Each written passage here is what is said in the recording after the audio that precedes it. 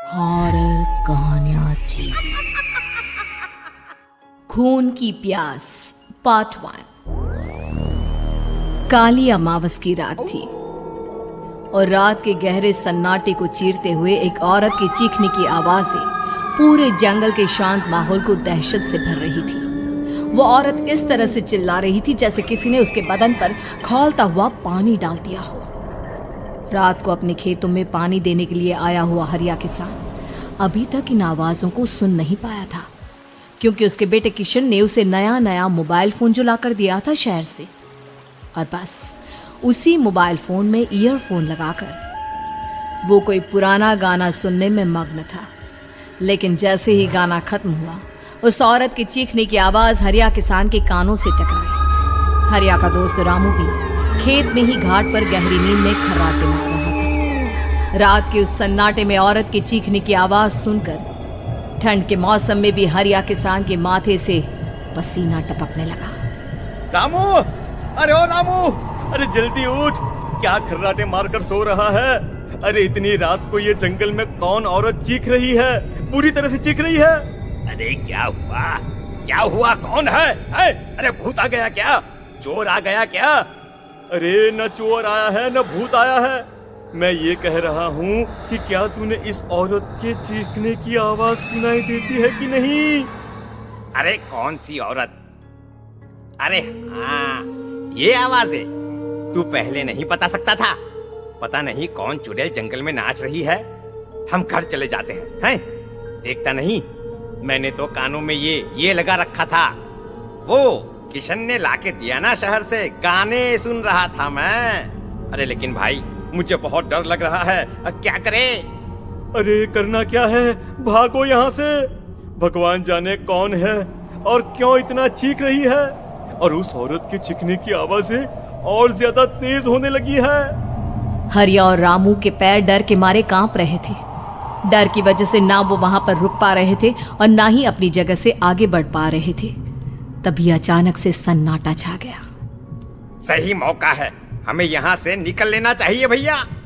रामू और हरिया अपना गमछा उठाकर दबे पैरों जंगल के रास्ते से गांव की तरफ चलने लगे। गांव की ओर जाने वाला ये एक ही रास्ता था और आवाज भी उसी तरफ से आ रही थी।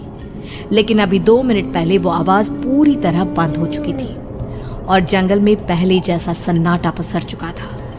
तभी अचानक से पेड़ों में किसी के चलने की सरसराहट रामू और हरिया को सुनाई दी। क्या तुमने कोई आवाज सुनी? हाँ यार, ऐसा लग रहा है कोई इस तरफ ही आ रहा है। और तभी अचानक सामने पेड़ से एक साया रामू और हरिया के सामने उल्टा आकर लटक गया। ये देखकर रामू और हरिया की चीख निकल गई। वो दोनों डर के मारे बेहोश हो गए। वो साया जमीन पर आकर खड़ा हुआ। उसने रामू और हरिया के बालों को पकड़कर खींचना शुरू कर दिया। अब तुम गांव वालों में से कोई जिंदा नहीं बचेगा। मैं तुम सबको ले जाकर उस गड्ढे के नीचे दफन कर दूंगी। सबकी जान ले लूंगी। मैं किसी को नहीं छोड़ूंगी। अगली सुबह रामू की पत्नी कमला हरिया के घर आई और उसने हरिया की पत्नी सुमन से अपने पति के बारे में पूछा। सुमन, कल रात को ये तुम्हारे ही पति के साथ गए थे खेत पर, अभी तक लौट कर नहीं आए हैं। हाँ बहन, मैं भी वही सोचकर परेशान हूँ। मेरे पति भी अभी तक खेत से लौट कर नहीं आए। भगवान जाने क्या बात है, दोपहर होने आई है। अब तक तो उन दोनों को लौट कर आ जाना चाहिए था। क्या करे, कैसे पता करे कि वो दोनों कहाँ हैं? मेरा बेटा भी शहर गया हुआ है, वरना उसी को भेज देते खेत पर। बहन, मुझे लगता है कि हम दोनों को वहाँ जाकर अपने पतियों को ढूंढना चाहिए। ठीक कहती हो तुम, चलो मैं तुम्हारे साथ चलती हूँ। और वो दोनों जंगल के रास्ते खेत की तरफ आगे बढ़ती हैं। वहां जाकर देखती है कि हरिया और रामू आग जलाकर आग के ऊपर कुछ पकाकर खा रहे थे। आप यहाँ पार्टी बना रहे हैं और वहाँ घर पर हमारी जान सुखी जा रही थी कि कहीं कुछ हो तो नहीं गया? मुझे कुछ नहीं हो सकता। मैं कभी नहीं मर सकता, समझे तो? अरे तबीयत तो ठीक है। ये किस तरह की आवाज में बात कर रहे हैं आप? कुछ हुआ है क्या? कुछ नहीं हुआ। बस जोरों की भूख लग रही थी, इसलिए खाना बनाकर खा रहे थे। अच्छा, इतनी बदबू आ रही है, ऐसा क्या बनाकर खा रहे हैं आप? जरा हमें भी तो बताइए। अरे भाभी, क्यों परेशान हो रही हैं? मांस पकाकर खा रहे हैं। एक जंगली जानवर कल रात को खेत में आ गया था। हम दोनों ने उसे मार दिया और बस उसी का मांस पक रहा है। आप भी खाइए ना, बहुत बहुत ही स्वादिष्ट है। दिमाग खराब हो गया है क्या आप दोनों का? आप दोनों मांस कब से खाने लगे, और वो भी जंगली जानवर का? चलिए अभी कभी घर चलिए। चलेंगे चलेंगे, लेकिन पहले ये मांस तो खत्म कर ले। कुछ देर बाद रामू और हरिया कमला और सुमन के पीछे पीछे गांव की तरफ चल देते हैं। रामू और हरिया की आंखें पहले जैसी नहीं रही थी, उनमें कुछ बदल गया था। रामू अपनी पत्नी कमला के साथ घर चला जाता है और हरिया अपने घर आ जाता है। देखिए, आपने जो कुछ भी किया मैं उसके लिए आपको माफ कर देती हूँ, लेकिन आज के बाद ये रामू के साथ जाकर मांस पकाकर खाया ना, तो इस घर में घुसने नहीं दूंगी आपको। अरे दिमाग मत खराब करो, मैं वहाँ खाट पर लेटकर गाने सुन रहा हूँ, मुझे परेशान मत करना आप। इतना तमाशा खड़ा कर दिया, दोपहर तक घर लौटकर नहीं आए और अब गाने सुनने। लेकिन हरिया घर के बाहर आंगन में जाकर चुपचाप लेट गया और गाने सुनने लगा। गाने सुनते सुनते हरिया को नींद आ गई। सुमन ने उसके कान से ईयर प्लग हटाया और अपने आप से कहा, जरा मैं भी तो सुनकर देखूं, ऐसे कौन से गाने सुनते हैं। उधर मोबाइल में एक अजीब सा गाना बजने लगा।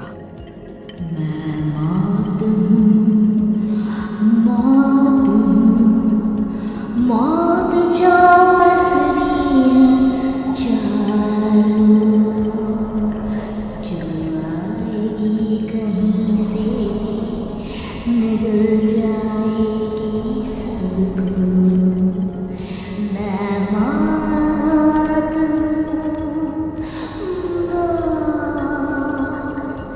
अब मैं छोड़ूंगी नहीं किसी को।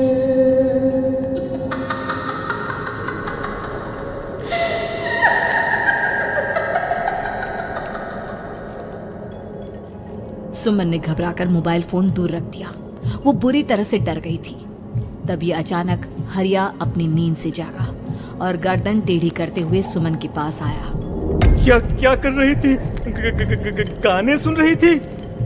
वो ये कैसा गाना सुन रहे थे तुम मोबाइल के अंदर? मौत है, मौत। अरे ये सारी बातें छोड़ो और ये बताओ, आज शाम को तुम मेरे साथ खेत चलोगी? लेकिन क्यों? और तुम इस तरह से क्यों बात कर रहे हो? अपनी गर्दन सीधी रखकर बात करो ना। वो मेरी गर्दन में सोते सोते थोड़ा दर्द हो गया है। मेरे साथ आज खेत चलो ना। तुम्हारे साथ पूरी रात रहना चाहता हूँ। कैसी बात कर रहे हैं दिन दहाड़े? जरा भी शर्म नहीं आती क्या? अरे इसमें शर्माने वाली क्या बात है? तुम पत्नी हो मेरी। पूरी रात खेत पर रहता हूँ। मुझे भी तो तुम्हारे पास आने का हक है कि नहीं? अच्छा ठीक है, चलती हूँ आपके साथ खेत पर, लेकिन फिर उस रामू को मत बुलाना। अरे कैसी बातें कर रही हो? अगर तुम मेरे पास होगी तो मैं किसी को नहीं बुलाऊंगा, सिर्फ तुम और मैं और रात का सन्नाटा। शाम के वक्त हरिया सुमन को अपने साथ खेत पर ले जाता है। आसमान में चांद पूरी तरह से चमक रहा था। हरिया ने अपने खेत में बनी हुई छोटी सी झोंपड़ी के अंदर सुमन को अपने पास बिठा लिया और उसके बालों में हाथ फिराते हुए कहा, कितनी खूबसूरत हो तुम, बहुत सुंदर लग रही हो। एक चांद से भी ज्यादा सुंदर लग रही हो। ऐसी बातें मत करिए ना, मुझे शर्म आती है। अपनी आंखें खोलकर जरा मेरी तरफ तो देखो। अरे देखो तो सही। सुमन ने शर्माते हुए जैसे ही अपनी आंखें खोली, उसके होश उड़ गए। हरिया के बड़े बड़े दांत निकल आए थे और वो पूरी तरह से एक जानवर की तरह नजर आ रहा था। कौन हो तुम मेरे पति नहीं हो। कौन हो तुम? मुझे जाने दो। लेकिन हरिया ने सुमन के हाथ को कसकर पकड़ लिया। उसके नुकीले नाखूनों की वजह से सुमन के हाथ से खून बहने लगा था। बहुत दर्द हो रहा है, मुझे जाने दो। कौन हो तुम? क्या करना चाहते हो? वही जो एक आदमी एक औरत के साथ करना चाहता है, और उसके बाद मैं तुम्हें वहीं ले जाऊंगा जहां पर तुम्हारा पति है। क्या मतलब, क्या कहना चाहते हो? कहाँ है मेरा पति? जंगल के बीचों बीच उबलते हुए पानी के तालाब में, वहीं है तुम्हारा पति। चलो चलो, मैं तुम्हें उससे मिलवा देता हूँ, लेकिन उससे पहले तुम्हें मेरी प्यास बुझानी होगी। और इतना कहकर हरिया सुमन के ऊपर जानवरों की तरह टूट पड़ता है। आखिर कौन था वो जानवर, और क्या सुमन उसके शिकंजे से बचकर निकल पाई? जानने के लिए देखिए इस कहानी का अगला भाग।